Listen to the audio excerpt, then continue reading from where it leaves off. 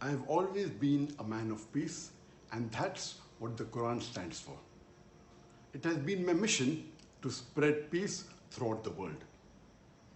Unfortunately, I face detractors who prevent me from carrying out my mission.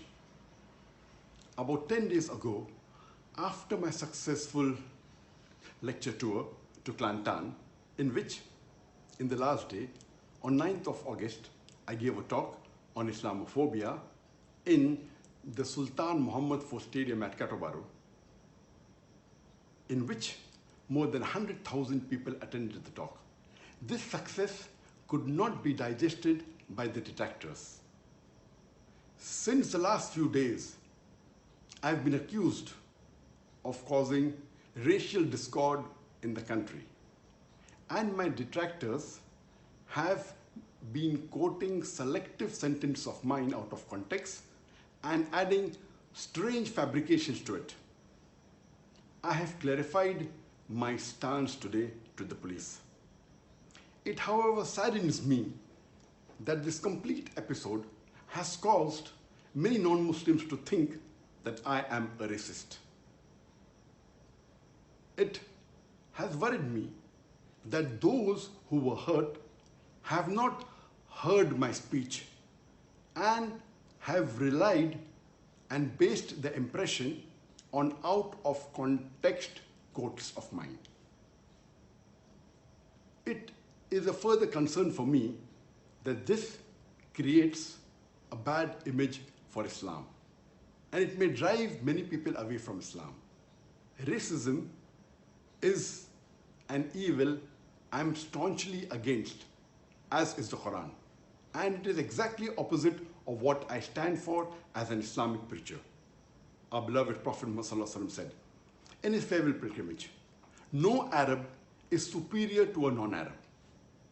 Neither is a non-Arab superior to an Arab. A white person is not superior to a black. Neither is a black person superior to a white." And Allah says in the glorious Quran, in Surah Hujurat, chapter number 49, verse number 13, "O humankind, we have created you from a single pair of male and female, and have divided you into nations and tribes so that you may recognize each other, not that you may despise each other.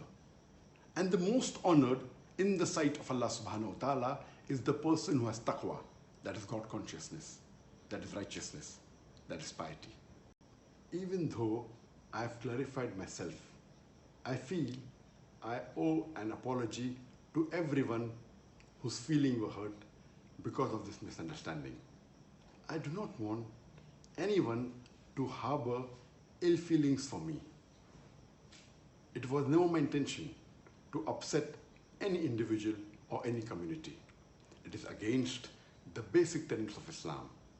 And I would like to convey my heartfelt apologies for this misunderstanding.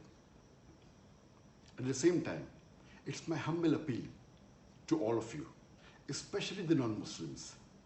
Please take out time to hear my speeches in their entirety. My lectures are available on the YouTube, the Peace TV, as well as the Peace TV mobile app. Last but not the least, I was deeply touched by the hundreds of thousands of people who stood in my support. I would like to express my earnest gratitude to all of you. Jazakallahu khairan. May Allah reward you with the best.